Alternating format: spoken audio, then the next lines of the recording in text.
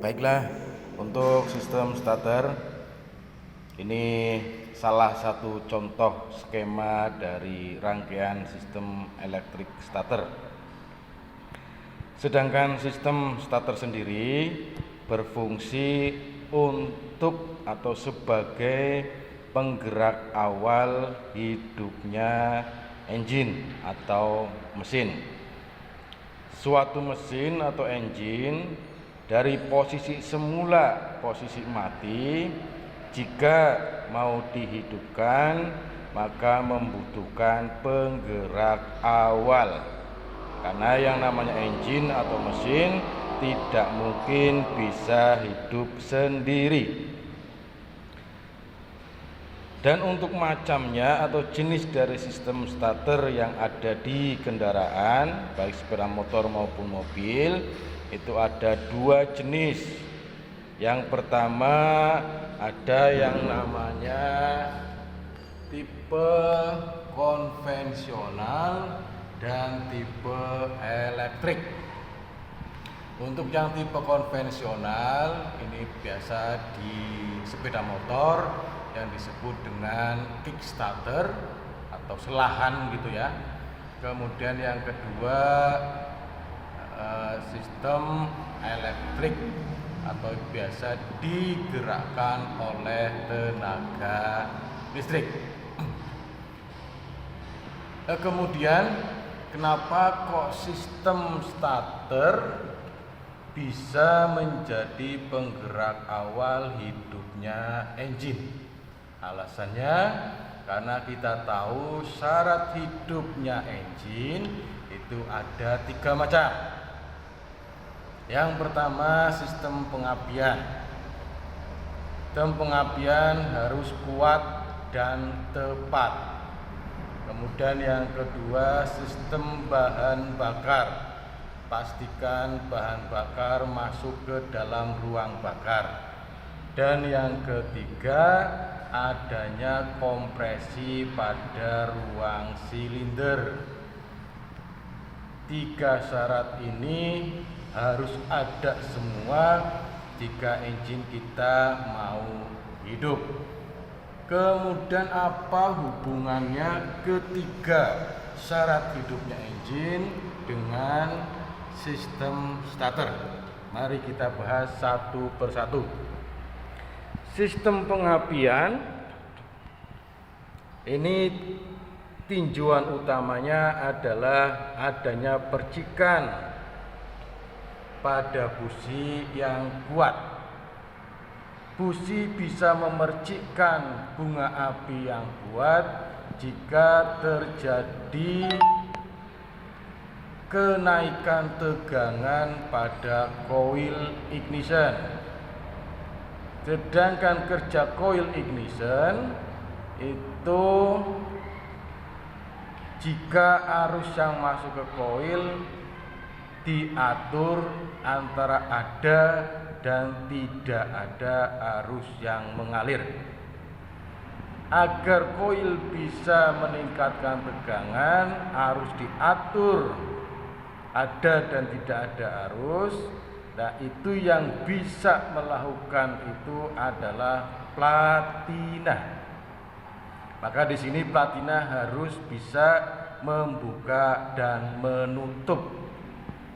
Agar platina bisa membuka dan menutup, maka ini ada yang harus menggerakkan platina.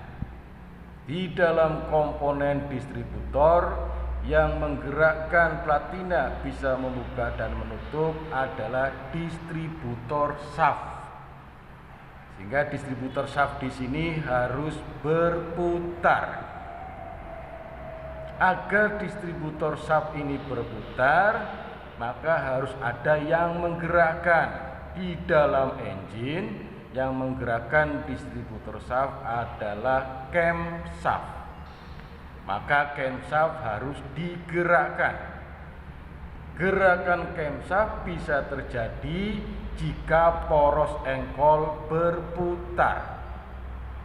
Biasanya melalui belt atau timing chain.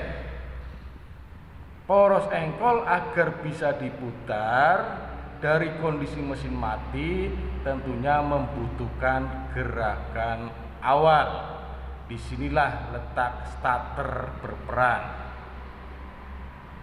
Kemudian syarat yang kedua hidupnya engine adalah sistem bahan bakar. Hubungannya dengan sistem starter, sistem bahan bakar di sini adalah bahan bakar tersebut harus masuk ke dalam ruang silinder. Untuk masuk ke dalam ruang silinder maka ada dua syarat. Yang pertama, katup masuknya harus terbuka dan adanya langkah hisap.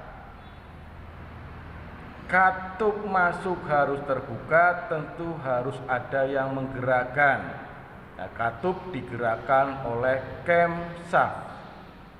Nah, camshaft bisa berputar jika dapat gerakan dari poros engkol melalui timing chain atau belt. Poros engkol agar bisa berputar dari kondisi mesin mati, disitulah dibutuhkan sistem starter. Begitu juga dengan langkah masuk atau langkah hisap. Langkah hisap terjadi jika piston bergerak dari atas ke bawah. Nah, untuk menggerakkan piston dibutuhkan gerak poros engkol. Untuk menggerakkan poros engkol dari posisi mati dibutuhkan sistem starter. Yang ketiga, untuk syarat hidupnya engine adalah adanya kompresi yang kuat. Terus apa hubungannya dengan sistem starter? Kompresi terjadi jika piston bergerak dari bawah ke atas. Untuk menggerakkan piston dibutuhkan gerakan poros engkol melalui stang shaker, ya. Untuk menggerakkan poros engkol dari posisi mati dibutuhkan sistem starter sebagai penggerak awal. Kita kembali ke skema rangkaian. Ini adalah salah satu contoh rangkaian atau skema rangkaian sistem starter. Banyak sekali rangkaian sistem starter yang lainnya. Bisa diperhatikan dalam gambar ini ada 5 komponen utama. Komponen yang pertama namanya baterai. Baterai di sini berfungsi untuk atau sebagai sumber arus listrik DC. DC itu singkatan dari direct current, arus searah. Saya yakin kalian sudah paham tentang baterai karena sudah dibahas waktu kelas 10. Yang jelas namanya baterai itu ada 2 terminal, positif dan negatif. Kemudian untuk komponen yang kedua, di sini ada yang namanya kunci kontak. Kunci kontak berfungsi untuk memutuskan dan menghubungkan arus listrik. Kalau melihat kunci kontak, kalau kita lihat dari posisi depan, maka akan terlihat tulisan atau posisi 4 macam. Yang pertama posisi off, yang kedua posisi ACC, yang ketiga posisi on, yang keempat posisi start.